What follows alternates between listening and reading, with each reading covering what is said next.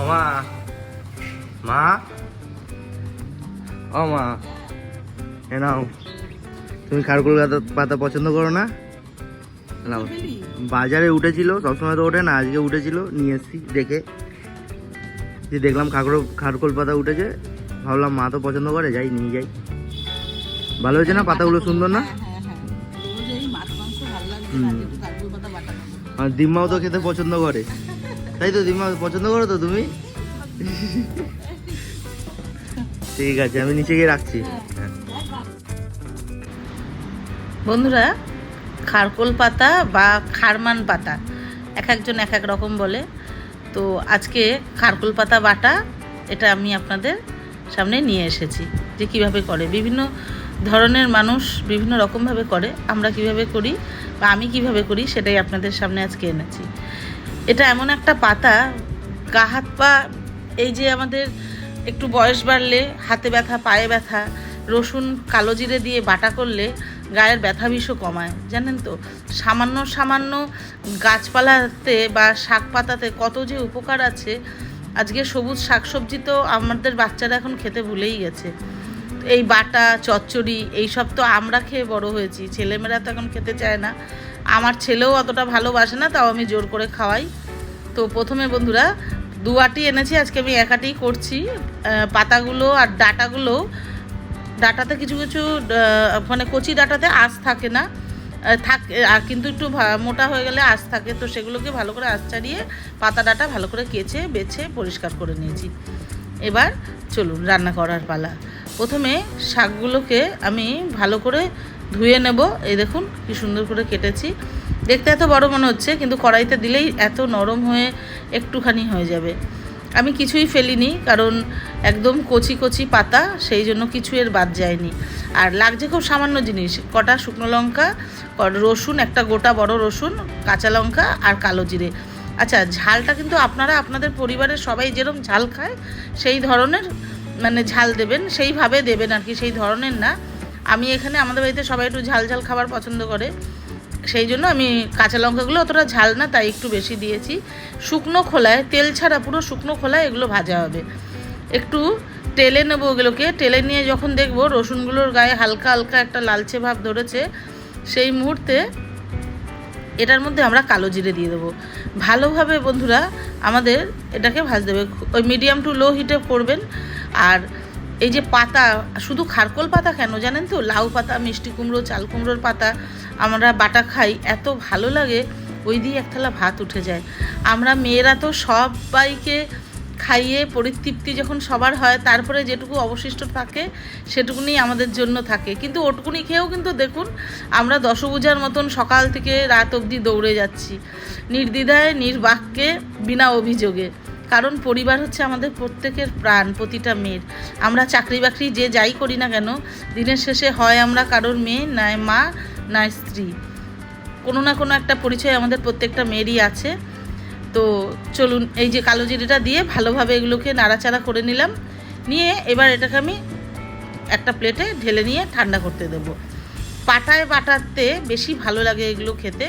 এবার এগুলো ঢেলে নিয়ে ওই কড়াইতেই আমি, তেল কিন্তু এখন দেবো না বন্ধুরা, দেখুন ওই কড়াইতে বন্ধুরা আমি যে পাতা ডাটাগুলো ধুয়ে রেখেছিলাম সেগুলো এবার দিয়ে আমাদের অনবরত এটাকে নাড়াতে হবে। নাড়াতে নাড়াতে খারকোল পাতার যে জলটা, সেই জলটা যখন মরে এসে দেখবেন একদম মজে গেছে, শুকনো শুকনো হয়ে গেছে, তখন আমরা এটাকে নামাবো। খারকোল পাতাতে কখনো কখনো আমাদের কিন্তু গলা এক এক সময় ধরে, অনেকের ধরে অনেকের ধরে না। তো ভালো করে ধুয়ে পরিষ্কার করে নিলে ধরে না। আর এইগুলো কিন্তু সবসময় দেখবেন একটু আদারে বাদারেই হয়। আমরা যে বাজার থেকে কিনে আনি, এখানে তো আমাদের বাজার থেকে কেনা ছাড়া উপায় নেই। কিন্তু আমার মামার বাড়ি, মাসির বাড়ির ওখানে শ্যামনগর, চাকদা, ইছাপুর আমার মামা মাসির বাড়ি। তো ওই সব জায়গায় মাসিদের উঠোনের কোনাকাঞ্চিতেই হতো, ওগুলো তুলে নিয়ে আমরা বাটা টাটা করতাম। এখন ওই সব দিনগুলো তো সত্যি হারিয়ে গেছে। এখন চারিদিকে শুধু ইটকাট পাথরের বাড়ি, গাড়ি ঘোড়ার আওয়াজ। কিন্তু ছোটোবেলার সেই গ্রাম্য পরিবেশের স্মৃতিগুলো সত্যি হারিয়ে ফেলেছি। খুব মিস করি, বিশ্বাস করুন। একদিনের জন্যও যদি একটু মামার বাড়ি বা মাসির বাড়ি যাই, দিনটা এত ভালো লাগে, বাড়ি আসতে ইচ্ছা করে না। এবার চলুন বন্ধুরা, কথাতে রান্নাটাও আমাদের অনেকটা এগিয়ে গেছে। তো এই দেখুন, দেখেছেন কি সুন্দর পাতাগুলো মজে গেছে, ডাটাগুলো একটু লালচে ভাব ধরেছে, মানে এটা জলটা আমাদের পুরো কড়াইতে শুকিয়ে নিতে হবে। এবার বন্ধুরা পাতাটাও আমি এর মধ্যে দিয়ে দেবো। এবার সব কিছুই আমি একটু ঠান্ডা হতে দেবো, কারণ একদমই গরম আছে, বাটতে গেলে একটু অসুবিধা হবে। একটু মানে নর্মাল টেম্পারেচারে আসার পর আমি এটাতে শিলনোড়াতে নিয়ে নিয়েছি। আমি এটাকে শিলপাটাতে বাটছি, আপনাদের যদি মনে হয় মিক্সিতে বাটবেন মিক্সিতেও বাটতে পারেন, কারণ আমিও মাঝে মধ্যে মিক্সিতে বাটি যখন একটু বেশি পরিমাণে করতে হয়। অ্যাকচুয়ালি আমি পাটায় সেরকম মানে মশলা করতে পারি না, এই কারণে আমার এই রিসেন্ট 1.5 বছর হলো একটা ওটি হয়েছে, অলরেডি 3টে ওটি মানে হয়ে গেছে। তো এখন আর প্রেশার দিয়ে বাটলে খুব শরীরে নানান রকম অসুবিধা হয়, কিন্তু পাটায় বাটা রান্না তো খুব পছন্দ করি, যখন অল্প স্বল্প হয় তখন চেষ্টা করি সেটা করার। তো ভালোভাবে মিহি করে বন্ধুরা এগুলোকে আমরা বেটে নেব। আমি কিন্তু এখনও কোনো জায়গাতে লবণ ব্যবহার করিনি, এখন আমরা লবণ দেব না। ভালোভাবে এই পাতাগুলোকে আর মশলা, লঙ্কা, আপনার শুকনো লঙ্কা, কাঁচা লঙ্কা, রসুন আর কালো জিরে সব একসাথেই সুন্দর করে বেটে নিয়ে কড়াইতে আমরা যখন মানে এটাকে আবার চাপাবো, কারণ এটা তো আমাদের পুরোপুরি তৈরি হতে দুটো মানে পাটে আমাদের রান্নাটা হবে। প্রথমে এগুলো বেটে নিয়েছি, তারপরে এটাকে আমরা কড়াইতে দিয়ে টালতে হবে। অনেকে পেঁয়াজ দেয়, আমি পেঁয়াজ দিই না, কারণ রসুন আর কালো জিরেতে আমাদের গায়ের ব্যথা বিষ খুব মরে, মানে কখনো কখনো যদি জ্বর হয়, আমার মা এরকম বাটা পাতা বিভিন্ন ধরনের বাটাবুটি করে আমাদের খাওয়ায়, আর মুখের স্বাদও চলে আসে। কখনো কখনো শিউলি পাতা, কচি কচি শিউলি পাতার বড়া মুখে অরুচি আসলে এত সুন্দর ডাল বেটে আমার মা বড়া করে আমাদের দেয়, বা কখনো পাতা বেসনে চুবিয়ে এত সুন্দর করে ভেজে দেয়, মানে ওই দিয়েই গরম গরম ভাত খেলে দেখবেন মুখের অরুচিও খুব দূর হয়। এই বাটা ভর্তা এগুলো কিন্তু আমাদের সেই ছোটোবেলার মানে কি বলবো অমৃতের সমানের স্বাদ। আমরা বাকি বাটাটা বেটে নিয়ে চলুন ফিরে আসছি কড়াইতে। এবার বন্ধুরা আমি পুরো কড়াইতে 2 চামচ মতন সর্ষের তেল দিয়েছি, কারণ এই বাটাবুটিতে বেশি তেল দিলে ভালো লাগে না। আমার যেহেতু একটা বড় খারকোল পাতার আটি আমি করেছিলাম, সেই জন্য 2 চামচ সর্ষের তেলেই আমার হয়ে যাবে। আমি পুরো বাটাটাই এর মধ্যে দিয়ে দিলাম, দিয়ে এবার পরিমাণ মতন আমি একটু সামান্য লবণ আর সামান্য একটু হলুদ দেব। একদম গ্যাস কমিয়ে এটাকে অনবরত আমাদের নাড়াতে হবে। নাড়াতে নাড়াতে যখন একদম শুকনো দলা দলা হয়ে আসবে আর কালচে ভাব ধরবে, তখন জানবেন আমাদের বাটাটা পুরোপুরি রেডি, খারকোল পাতা বাটা রেডি। এবার বন্ধুরা অনবরত আমাদের এটাকে নাড়াতে হবে।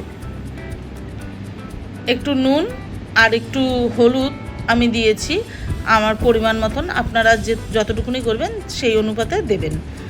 এবার বন্ধুরা চলুন আমি পুরো জিনিসটাকে রেডি করে আপনাদের সামনে খেয়ে পরিবেশন মানে খেতে দেব বাড়ির সবাইকে, আমিও খেয়ে বলবো যে কেমন হয়েছে। তো আমি ফিরে আসছি একদম রেডি করে।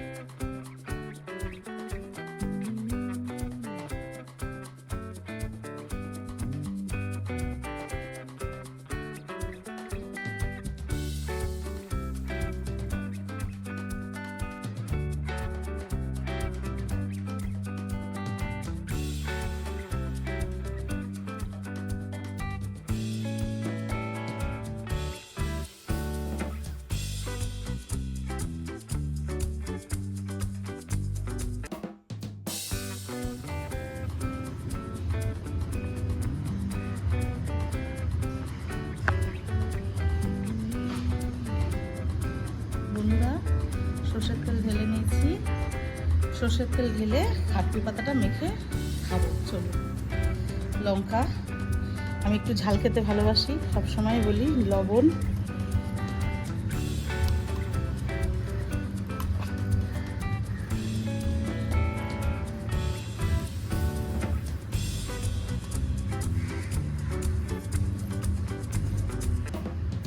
এইসব পাতা, এইসব ভর্তা বাটা, এইসব দিয়ে এক থালা ভাত উঠে যায় বলুন আমাদের মেয়েদের। সবাইকে খাইয়ে পরিবারের সবাইকে সন্তুষ্ট করে তারপরে যখন আমরা নিজেরা এক গাল ভাত মুখে দিই, তার একটা পরম শান্তি আর তৃপ্তি, যেটা সবাইকে খাওয়ানোর পর আমরা এমনিই খাই। আর খেয়ে সেই তৃপ্তিটা, চলুন মায়ের নাম করে আজকে এক গ্লাস ভাত আগে মুখে দিই। জয় মা।